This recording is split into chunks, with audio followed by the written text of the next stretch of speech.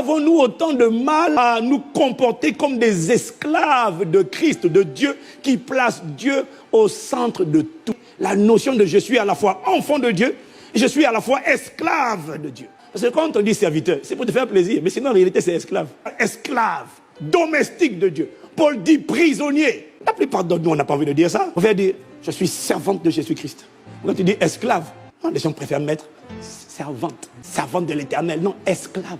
Mais pourquoi si Dieu m'aime plus que tes parents t'ont aimé, s'il t'a racheté par le sang de Jésus, pourquoi est-ce que Dieu t'aime?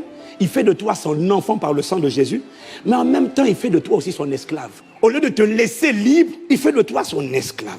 Parce que dans le monde spirituel, dans le monde invisible, il n'y a pas d'indépendance. Dans le monde invisible, il n'y a que deux maîtres. Soit c'est le diable, soit c'est Dieu. Il n'y a que deux royaumes. Soit c'est le royaume des ténèbres, soit c'est le royaume des cieux. Il n'y a que deux influences. Soit c'est la chair, soit c'est le Saint-Esprit. Dieu sait que si tu ne lui appartiens pas, si tu n'es pas son esclave à lui, tu es automatiquement de facto un esclave du péché et de Satan. Dieu veut faire de toi sa propriété exclusive, parce que s'il ne fait pas de toi sa propriété, s'il n'est pas ton maître, c'est quelqu'un d'autre appelé Satan qui sera ton maître. L'être humain sera toujours esclave de celui à qui il obéit. Pourquoi? L'être humain n'a pas été créé pour être un être indépendant. Il a été créé pour être un être dirigé par un être spirituel. La question c'est qui?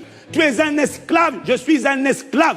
Voilà pourquoi il n'avait pas honte de l'avouer, de le proclamer. Il faut arrêter d'être gêné avec ce mot. Parce qu'on parle de la condition de ton homme intérieur. On ne parle pas de ton corps, on parle de l'esprit. Il est esclave de celui qui a triomphé de lui.